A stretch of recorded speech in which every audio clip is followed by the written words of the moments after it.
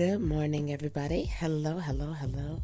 It is your girl, TT from the D. Welcome to the top of the morning show. Right here, each and every morning, you can catch us streaming live Monday through Friday, 6 a.m. to 7 a.m. You can listen to us on Anchor.fm, Spotify, Amazon Music, iHeartRadio, podcast, as well as Breakers. Now, Breakers is a new platform.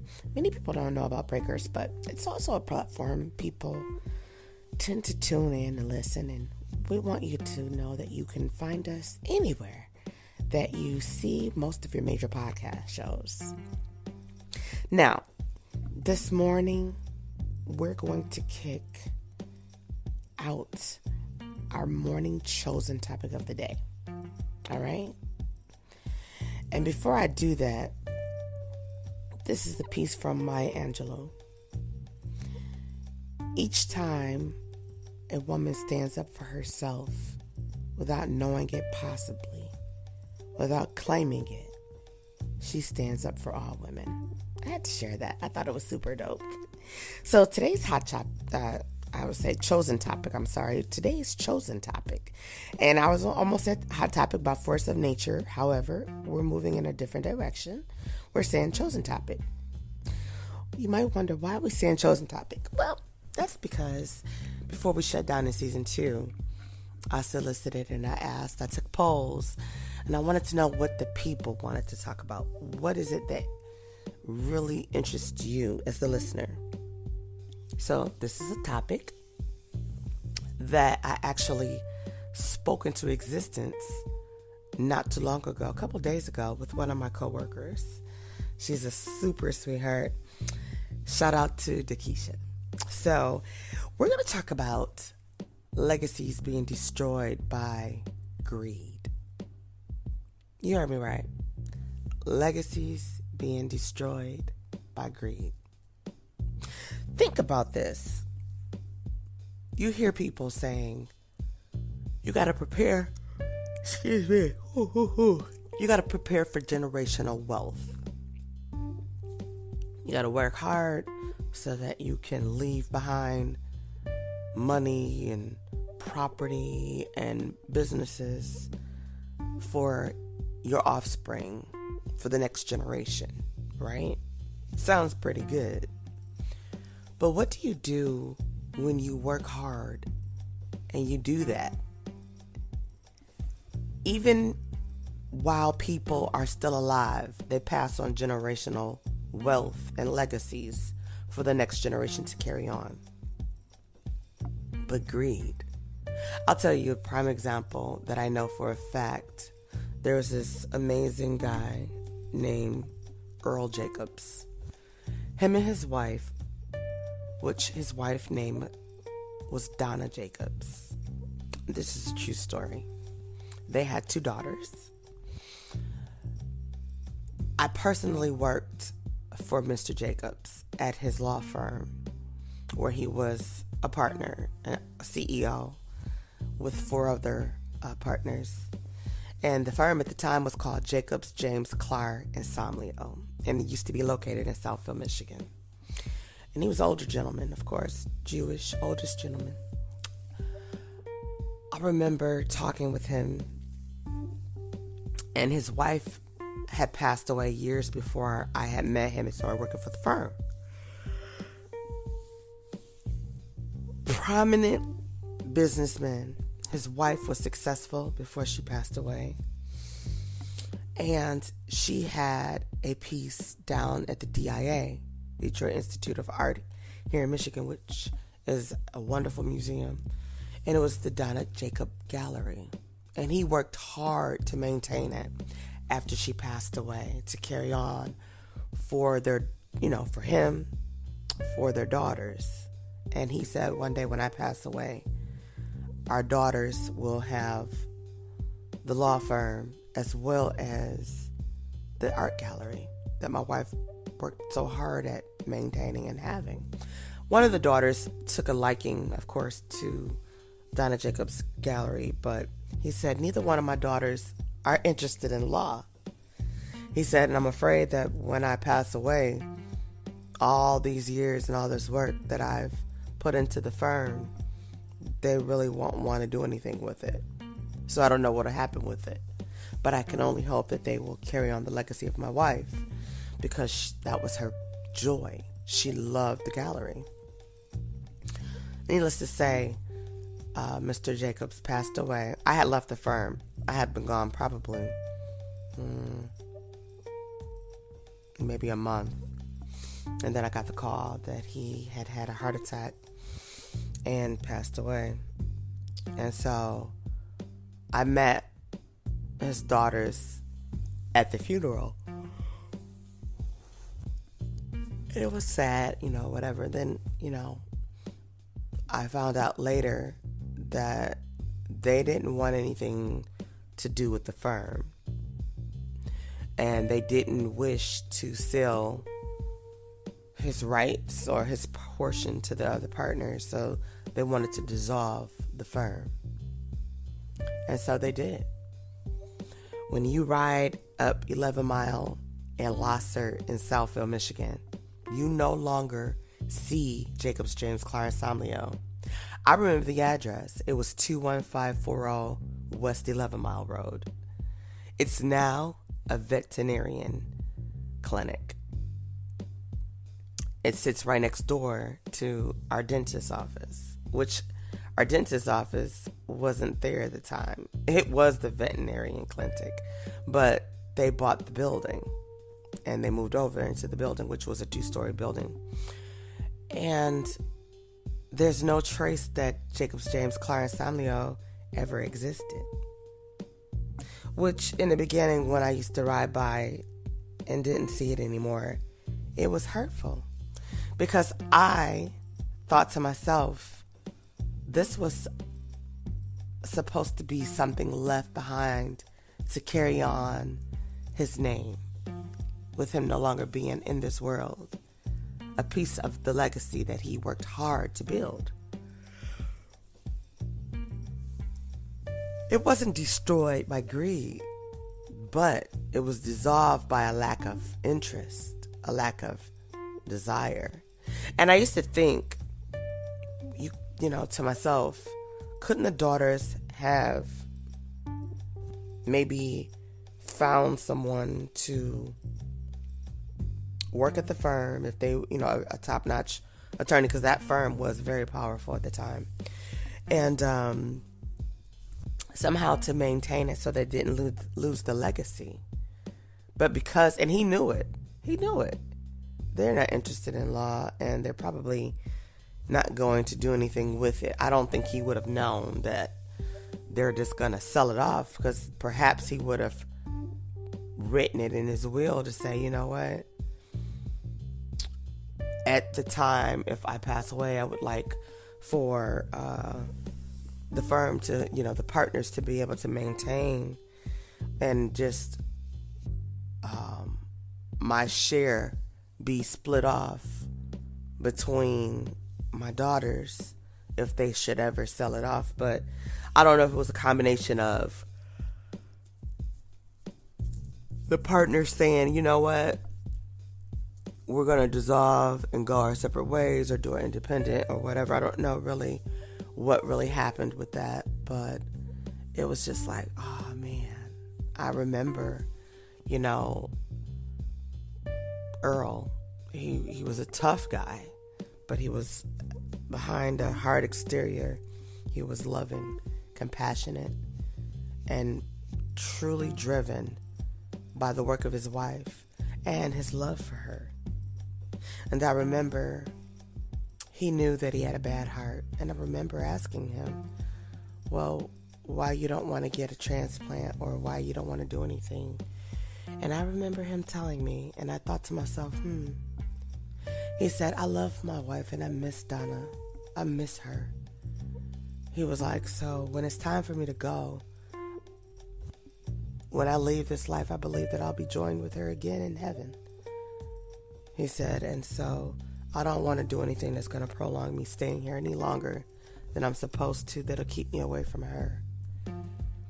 And I thought to myself, wow. Now I was young. I was like, when I worked at that firm, I think I was 20. I don't even think I was 21 at the time. And so it was just like, wow. You got to love for someone like that to say, hey, I'm living life. Life is good, but when I leave this life, I'm all right. Especially when I believe that I'll be able to be reunited with whom he saw as his soulmate. You know, never got to meet her. Like again, I said, she passed away before I came into the firm. But he showed me pictures of her. She was beautiful, you know, and he was so happy, you know. And it was just like, wow. So I use it as an example. It wasn't a legacy that was destroyed by greed, but it was a legacy that was dissolved by a lack of interest, right? And what I know, greed will have families divided, right? And it doesn't have to be your cousin, your uncles and aunts and relatives. It could be your siblings, right? What's one of the first things people do when someone passes away? They look for money. Any money that could be left at a person's home, they can get access to, things like that. And I want this, and I want that. Person ain't even been gone a whole hour. People starting to say, I want this, I want that, blah, blah, blah. Instead of trying to figure out, what do we do? Okay, let's get this person laid to rest, or let's honor their wishes, whatever that looks like. You start breaking down things. Prime example, another true story.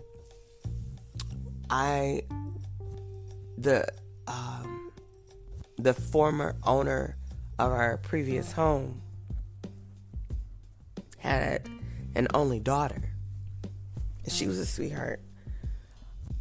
But when he passed away suddenly, unexpectedly too, he also had a heart attack. And when he passed away, his legacy, right, could have been destroyed by greed. Because his siblings decided, although he had a daughter who rightfully was the heir to his businesses, his properties, his belongings, everything, right? They were so hell-bent on who was going to get what, who was going to do what. They didn't realize that because his daughter was grown, and he kind of handled his business to a certain degree. They didn't really have no say so, yet they thought they were going to come into the money because he was pretty well off.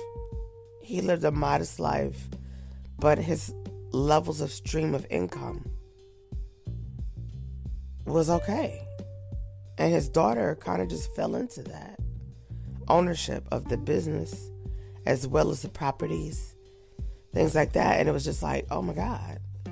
And the greed part comes in. Here's the greed. In his home,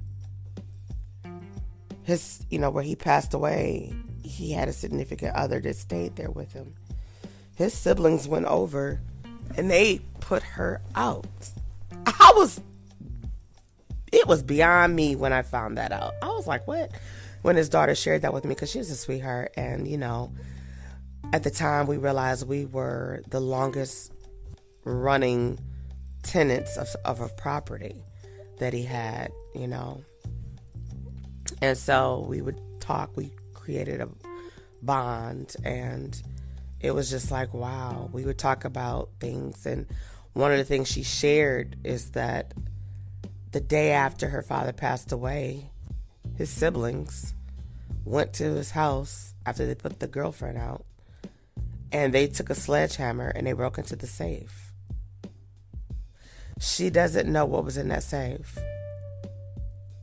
right? But she did have access to the deeds to all of his properties because she was his heir, because he kind of handled his business and set things up. The family, the siblings were upset because they just knew they were going to come into some money and property, but nope, his legacy wasn't destroyed that way. But think about the families and the legacies that don't have anything else to play, because oftentimes we don't set our things up. We don't prepare ourselves. One of the things we see in today's time that's heartbreaking, and I'm like, dang, you don't want to go that route if you don't have to. But the older generation, they don't like talking about life insurance. They don't like talking about death. Although they realize it's a part of the process. You live, you must die. You die, that means you had to have lived, right? Anything you've done in this world, if you have a child or children, it rightfully belongs to them. If they're minors, you have to set things up in place.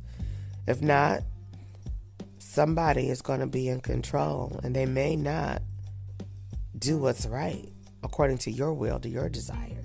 So you got to set things up. You got to put practices in place. You can't wait till the last minute. And unfortunately, people don't put things into place. And as I've gotten older, I realize, like, dang, it's important to have life insurance and policies and all these things, and making sure they don't overlap, right? We get so busy. Heck, I have a problem paying my credit card payments without knowing the dates, right? I'll fall behind in the payment, like, oh, I forgot about that. I have several of them. So I might be like, oh, my bad, right? And then you're frustrated. And you're looking like, oh, God, I didn't think about that. Well, that's the same thing about our legacies. We don't always think about what we're doing. And far too often, greed comes with stress, and then exhaustion, anxiety, depression, despair, especially when we fall into things and there's no rhyme or reason. Because you got those folks that's going to step up with great intents and looking for what they can. It's like a dog looking for a bone. Then they want to start using manipulative powers to get you to give up what is rightfully yours. Hoarding things, right? Tricking you and making you feel like, well, if you allow me to do this and that, then I can make sure that you got, and they'll talk you out of your stuff. It's like fraud, but yet it comes from the actions of a family member. And it's hard. It's kind of like, why? It makes you wonder, why is greed the root of all evil? See, legacies being destroyed by greed is because the love of money is the root of evil, because it is how we look at things. Some people love material goods. I like material things too, but not over people, right? You got people that kill. Think about that young man years ago in Chicago. He was the only child. His mother owned a salon, had her own business, doing well. He decided to hire someone to murder his mom so he could get access to her business, her money he knew she had, and the life insurance policy he knew that awaited him if something ever happened. And it broke the world's heart.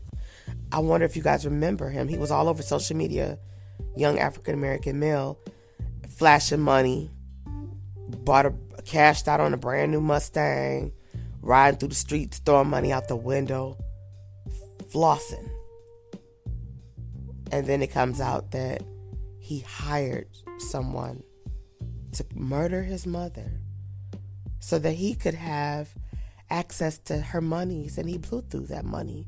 I think they said, if I remember correctly, don't quote me on this dollar amount, but I think she had about $50,000 to $65,000 in her bank account, and he had access to be able to get it because that was her only living heir. As far as her children is concerned, her only child, things didn't go to her siblings or anything like that. So he was able to access that money, and he cashed out on a Mustang and flossing. And I was just like, before a year passed, they arrested him. Because I think what happens, and a lot of times these people that do these murder plots and things, which is so damn stupid. It's very sad. You got to watch people, you know. Some of you people out there are waiting for your loved one to die because you know you're going to inherit a legacy. That's the right thing to do, though. Wait. If you outlive them, great. If you don't outlive them, then your part will go on and be divvied up, I'm sure.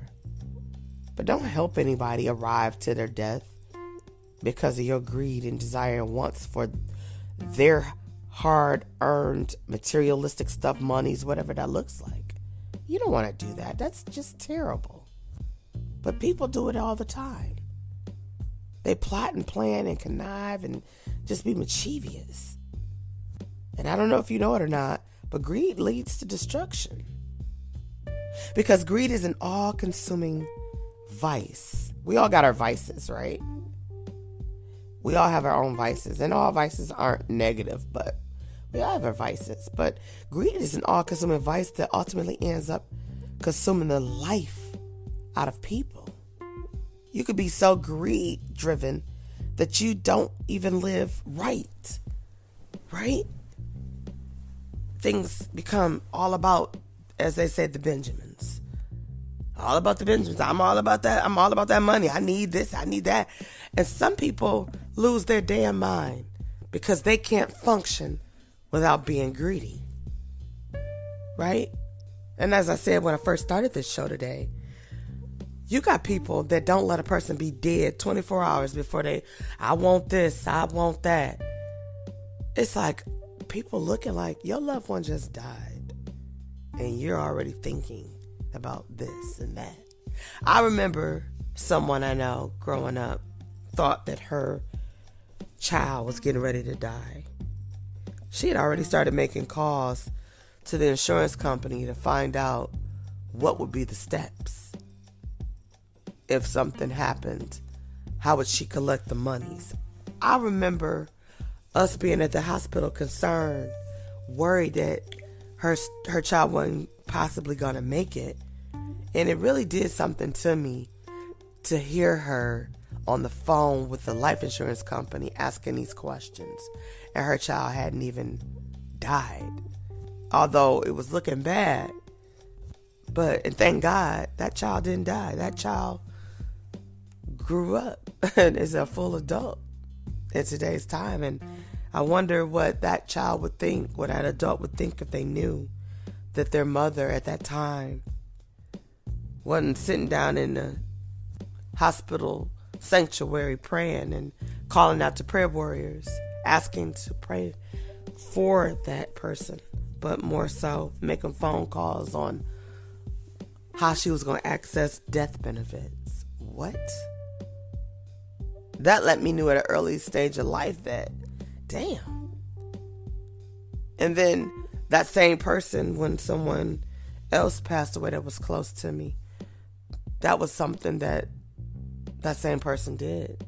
That person hadn't been gone 24 hours.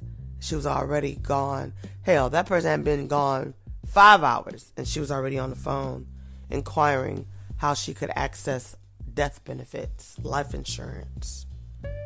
And I was like, dang, person hadn't even been gone 5 hours, and that's what we're thinking. We're sitting crying and mourning, trying to figure out what's the next steps, and you're already on the phone with insurance companies. That was fact too. We learned that from phone calls we had to make about how to access benefits to be able to pay for the funeral and things of that nature. Not about divvying up monies and things like that. It was like, what? So people tend to want to leave legacies behind for their loved ones. For those of you that have legacies that you plan to leave behind, really, really make sure that you got your things lined up in order.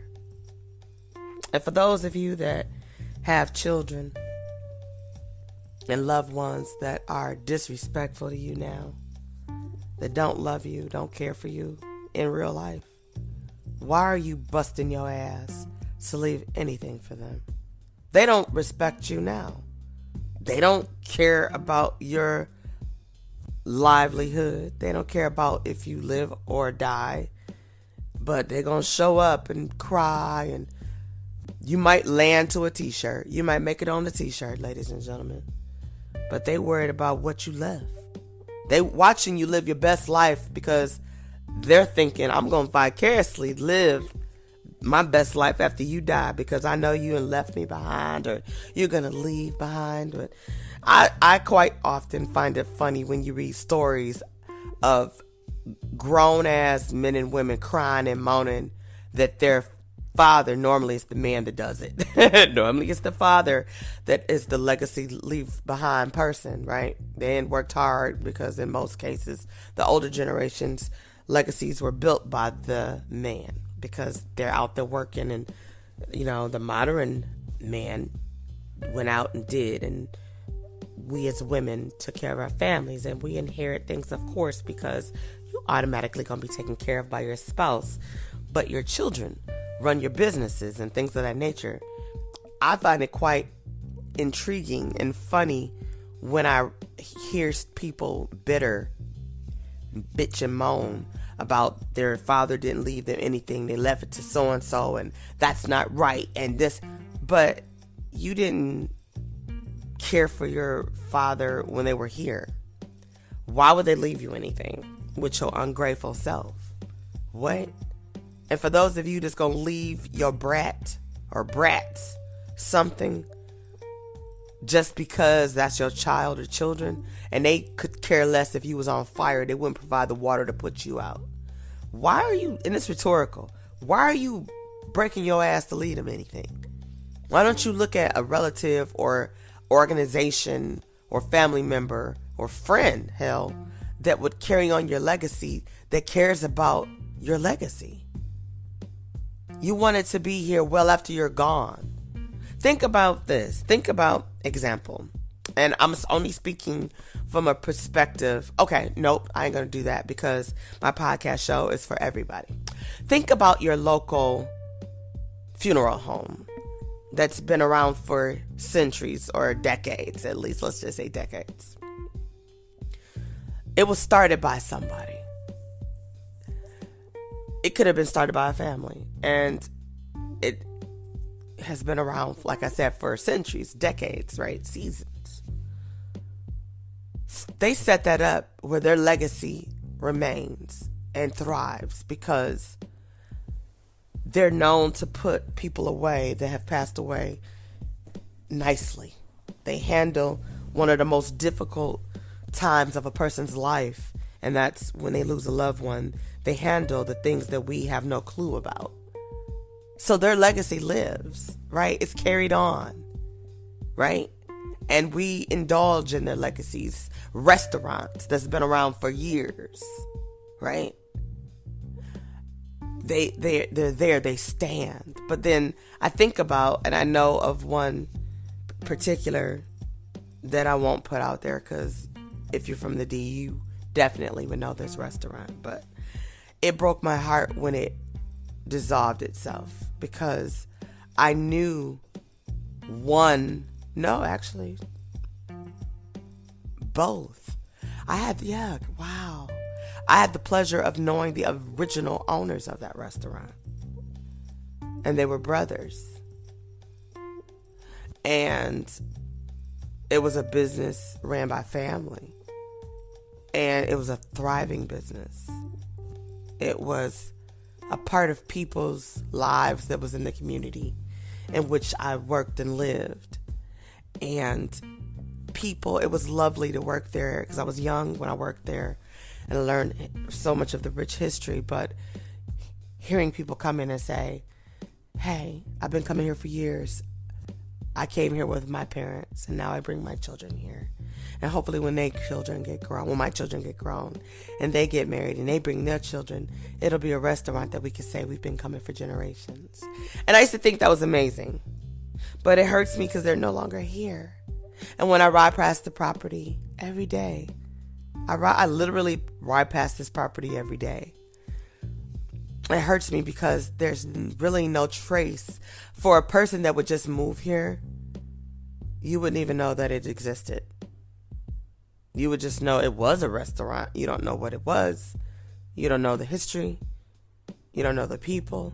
Because there's also generations that worked there.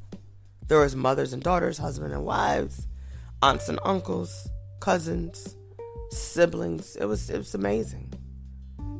And they were also a restaurant that was one of the few back in the day that I remember, that I knew of, that gave second chance members of society a second chance. Returning citizens. They didn't judge you. You got some of these businesses, we don't work with felons, or we don't work with people who are locked up. Well, people make mistakes. So why wouldn't you think, when these people who made mistakes, we're not perfect people. Some make mistakes that can cost them their freedom. But when they get the lesson learned, because a lot of times they make these mistakes when they're young, when they return to society, in order for them not to go back, they have to have a second chance. So if you're a business and you don't provide that, you're the same business that's going to complain that something happened or shake your head at that returning citizen. But you won't give them a chance. There is not one position they could do for you. You may not want to have a bank robber being your cashier. I get it. I get it. You may not want them to be your your accountant. I get it. But they can't be an assistant manager, a general laborer. They can't be that person. A valet attendant, right? A janitor. They can't do that. That's rhetorical. Because some of y'all create these things while you are building legacies, and you're not thinking about what happens if your people you're going to leave it to don't wish to carry it on. And I have to say this, greedy people always want more and more, and they're never satisfied. It's a result that they tend to believe that they are entitled to. And it truly can generate a sense of ignorance, hatred. And people kill for material things in today's time. They really do. And you got to be mindful of that. You don't want nobody in control of nothing that you got to worry about. They may kill me for this. Somebody might be planning my demise because of that. It's crazy. Or the demise of someone who could be the right hand, the partners to an organization, a company, a brand, whatever. Folks is greedy out here. And some of y'all are wasted skin on bones. And I know some of y'all gonna be like, I know you ain't talking to me. Hey, I probably am not talking to you. 9 times out of 10, my listener or viewer, because you're gonna have people that could listen on YouTube. So you might be like, how you gonna, your audio? Okay, I know, right? But really, some of y'all, there's a few people sprinkled in the land of the righteous people that are rotten to the core. You are someone who would be the first at your relative house. What they leave? What's for me? What can I get? Instead of trying to figure out how to console the spouse or the loved ones of that person who passed on.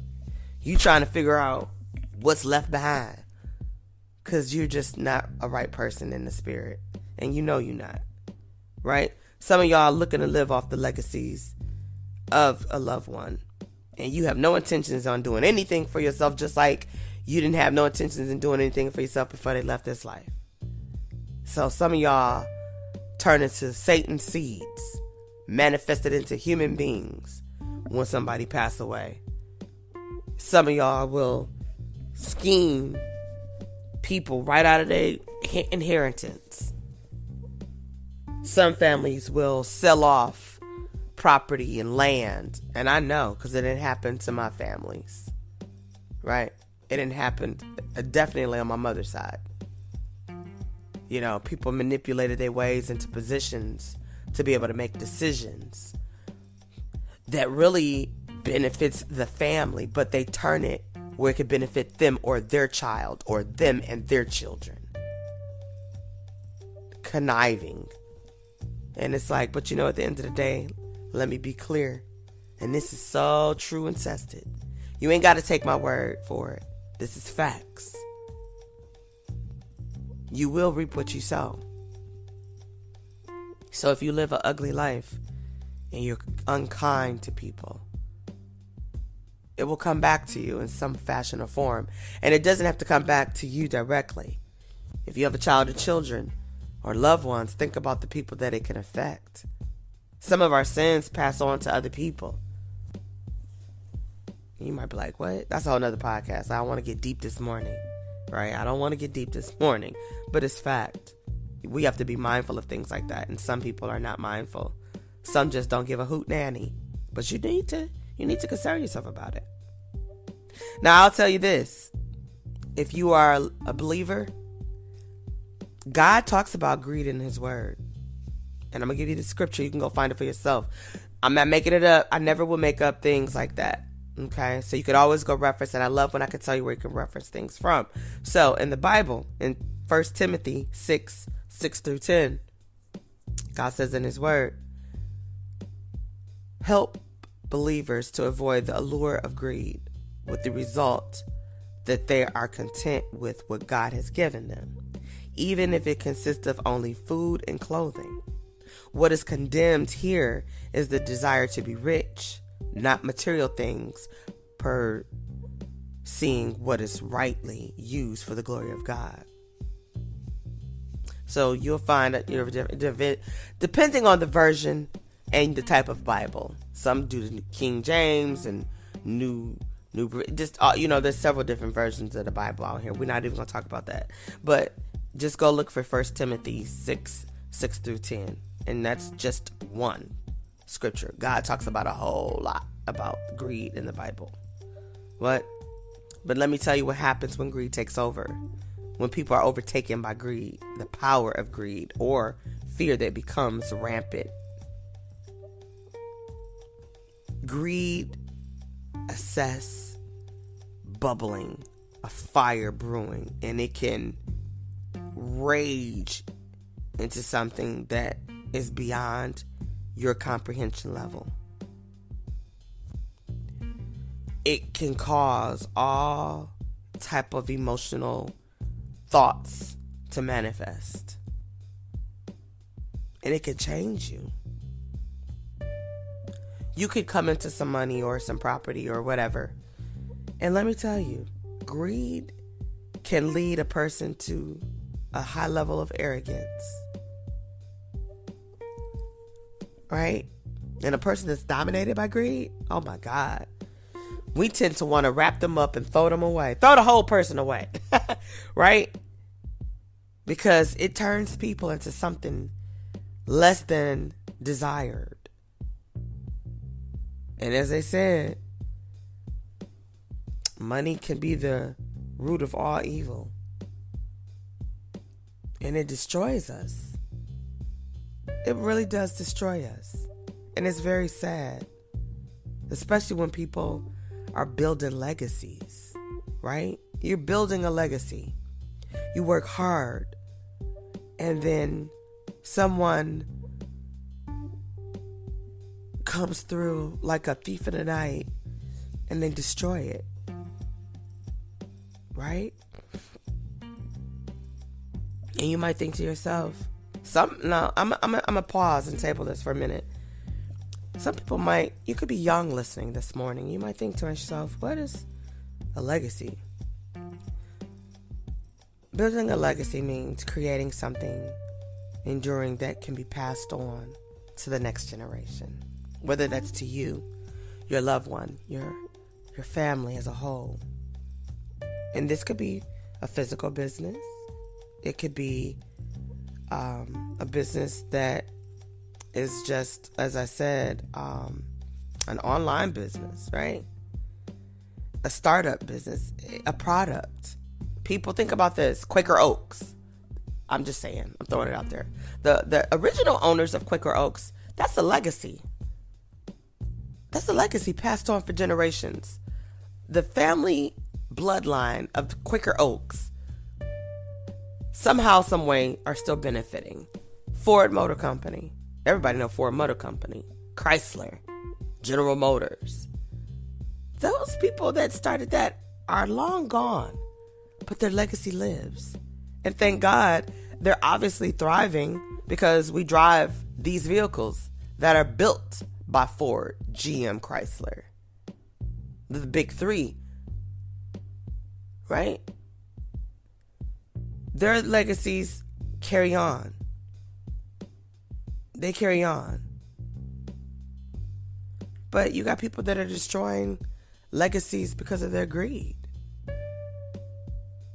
You got people that don't know how to live outside of their lack of means. And so they end up leaving this life. Now, I'm going to tell you something that's heartbreaking. When people have these life insurance policies out here, and they got those huge ones, right? And then they get depressed for whatever reason, because whatever, right? And they leave this life at their own desire and choice. They take their own life. They don't realize there's these clauses that are in life insurance policies that if you commit suicide, your family won't get any death benefits. And that leaves the loved ones, whether that person was married and has a wife or a husband, a child or children, you leave them in a position where a lot of times they're left with nothing except what was physically in the world and in their control. Whatever monies that was in the bank account, whatever property that they had access to that they could sell off and get monies from, that's all they have. Because of a decision that was made, but not looking at life insurance policies and clauses and things like that. Because some people look at their life insurance policies being left behind as that legacy. Well, I ain't about to bust my ass leaving nothing behind like that. I'm going to work hard like I do, and I'm going to leave behind what I have. And it's going to be set up the way it's set up, in the order in which it's set up. And that's that. Ain't nobody going to get rich off my death. That's fact. That's fact. I'm not doing that. I don't choose to do that. Do I want to have a legacy behind? Yeah, I do. What is going to be my legacy? At this point, it's sad to say, and I'm being honest and transparent, I'm working on it. I'm working on it at 47. I'm working on it. Having a legacy for my sons, my husband, my family, to be able to be proud of. But at this point, I don't have it narrowed down. It's just a blueprint for me to build upon. And that's just because there was no one teaching me about legacies. My mother didn't sit down. My father didn't sit down. I don't even know if they really knew much about legacies. Think about it. My mother used to work in the cotton field. Yeah. My mother grew up where our family owned land, farms, and they had animals that they sold to the markets and things of that nature. Is that still happening for our family? Is that still a part of our legacy? No. Because people made decisions along the journey of life. I'm only 47, so I don't know when these decisions were made, but they sold off land for whatever the reasons were. They sold off things that were supposed to be a generational wealth bringer where we could have continued to build. But in families, and it's unfortunate, some families are torn apart from greed in the world, ignorance, lack of communication, disrespect. So for those of you that's working hard to leave behind a legacy, and you know that's happening in your family, you better have your things ironed out, because they'll do the same to you. And your hard work will be dissolved before you even put it in the ground. And that's fact. I believe that when we work hard to leave things behind, we do it so people don't have to work as hard, because we know life is hard, especially our spouses and children and grandchildren, and you wanna leave something for them to make life a little bit easier in your absence, of course. But be careful who you leave behind to take rank to make decisions, because they could very well destroy your legacy by greed. They're after that dollar, and sometimes they'll cheat your loved ones out. So make sure, I talk to my husband about this all the time. Make sure you put it out there. I'm your wife, but make sure you put it out there, and same for me. I'm his wife. Make sure you put it out there in writing, in a will form, a living will of how you want your things.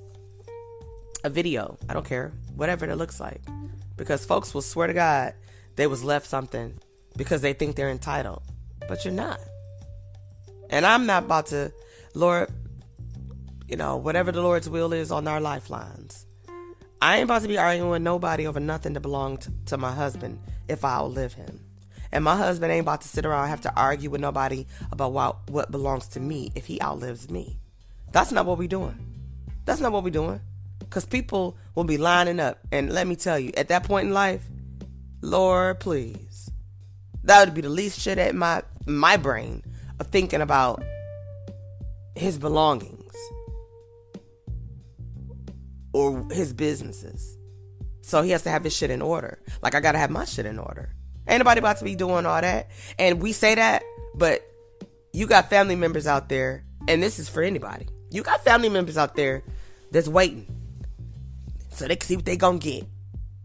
And those that don't respect you, those that don't love you and you know it, you shouldn't be leaving them shit. You should be leaving them nothing.